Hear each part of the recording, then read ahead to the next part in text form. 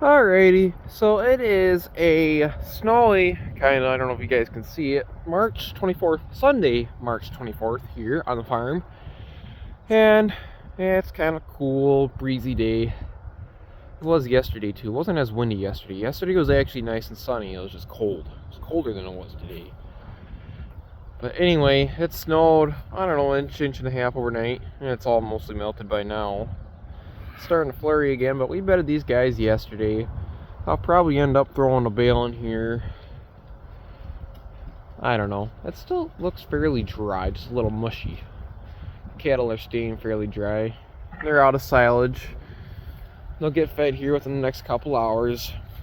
But I figure I'd give you guys a quick walk around at the farm, what things are looking like right now here this time of year.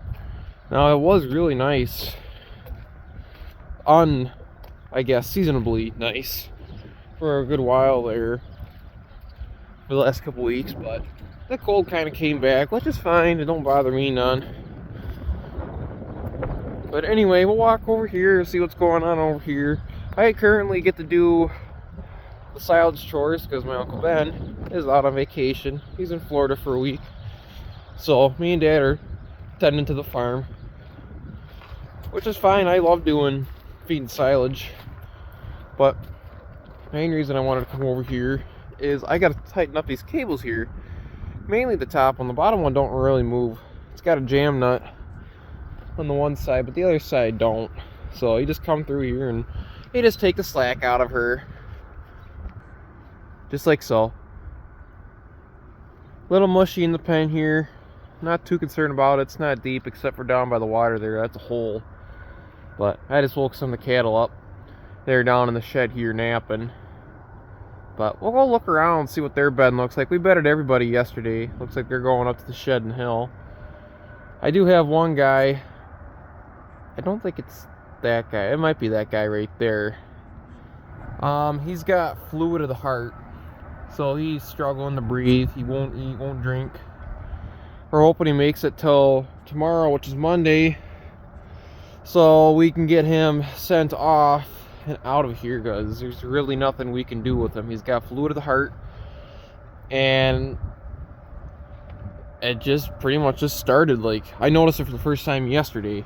I went up in the shed up there and kick him out. Well, not kick him out, but open up the sliding door so I could bed him, and I noticed he wasn't doing so well. Very rarely do we get big boys that are sick like this. And usually if they do get sick, it's because they get yonis, or in this occasion, we get a buildup down here, and that's called fluid of the heart. You used to see it a lot in the old dairy cows, but you can see he's looking rough. He's skinny, he's not eating, he's not drinking. It's a disease where we really can't do much about it. We gave him a shot of Duraxin yesterday to see if it would help any. I don't think it really did. He's still looking as rough as he did yesterday. But I had him in the other shed, on the other side of the barn, but he's adventured out of there, obviously. He was originally up here, like I said, but we'll continue up here to see what's happening. And to be honest with you, I personally am not sure what causes fluid of the heart. That's the second one in my lifetime that's had it around here. So, don't really get it very often, if ever. So, I don't know if it's a pre-born disease or what it is exactly, but let's see what's going on up here. So, here we are, up in the shed in the hill here, we like to call it. We bedded this yesterday too. I gotta shut that door. I can feel a decent breeze coming in through here. We're kind of getting a southeast breeze, which is bass backwards, if you know what I'm saying there. There's another skinnier guy there. I think he might have yonis. Or it's just possible that he's not breathing funny. He's just doing that because he just coughed. Anyway, there's a lot of guys that are in here right now that just aren't growing, like that 158 there, and a couple other guys, because there's a lot of big guys in here we need to sell them. There's a load of 15 we could sell, but right now with my Uncle Ben off to vacation, there's no one around here that can be around here in the morning to load out cattle. So that's why we're kind of waiting. And we were kind of waiting for the prices to go up, which they're up right now. And there's a couple more guys there that just aren't growing. But once they get some of these bigger guys out of here, they'll start to take off more. But anyway, here's what the shed's looking like up here. I had a little incident up there with a bale. I was using the Kubota to bed, and apparently had it up too high. When the bale came to roll around inside the bale better, it must have knocked that 2x4. And yeah, there it sits. But oh well, that's minor. It's structural, but yet it's not, so it's not the biggest deal. But I'm gonna get this door shut here. Anyway, we are in our Quonset shed here now, and I figured I'd give a brief update of what I've worked on this winter, what I've accomplished in the shop. Started with this 856 turbo here. Pushed it into the shop, not running. It could have ran into the shop, but we thought internally it was worse than it actually was. We thought we dropped the valve and the piston, but in reality all we did was blow a head gasket. So we took a little time, did some diagnosis and trying to figure out why we blew a head gasket, because I was just in there the previous year, and the previous year before that Dad was just in there. So did a little bit of diagnosing there and found out that there was some problems with the one sleeve protruding over top the deck. Oh, I forget, I think it was like 12 or 15 thousandths over the deck. So it wasn't, the head gasket was not crushing properly, causing it to blow out where it did. So that's what went on with this thing. And this tractor here, I also did a head gasket in after this 856 here. Didn't see anything in there that was causing the head gasket to blow out like it did, other than the fact that the head bolts that I took out were all warped, we could say. They were bent in their own way. So, and it could have just been poor quality head gasket as well. So I put a Felpro head gasket in here. We have a couple laying around yet. Put that in here and did a few other things to it. Still got other things I want to do to it, like there's a few leak here. I think that's just the washer up in here. And there's a fuel leak up there too. But currently all it's waiting on to really be ran is 2 frost plugs. There's a block heater here I took out, and evidently the block heaters we have won't fit in there, so we're just going to put frost plugs in there, because we've never used a block heater on this tractor anyway. So that's basically what I did with this tractor.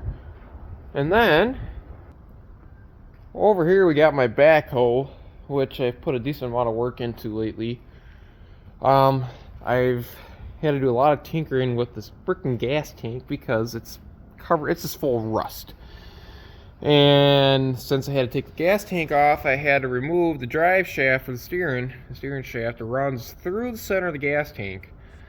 And there's a love joint right here. And as you can see, I got a big zip tie around it right now, because for the life of me, I could not keep that love joint together after tinkering with it. So that's been good. I also got a new carburetor. Technically, it's a rebuilt carburetor. It's green. Now it's upwards of $500. But it's a goofy carburetor. It's hard to find them for these 1010s. And then I sheared my bolt or pin that goes through, hold the arm up. But anyway, there's an O-ring down here in the bottom of the swing cylinder that was tore. So I had to take the boom off, the arm off, and all that off to deal with that. And evidently I found out I should have put Loctite on those bolts, because Dad was messing with it about, I don't know, I messed with it for like 2 hours, and he messed with it for like half an hour and knocked those bolts loose, and it started seeping again.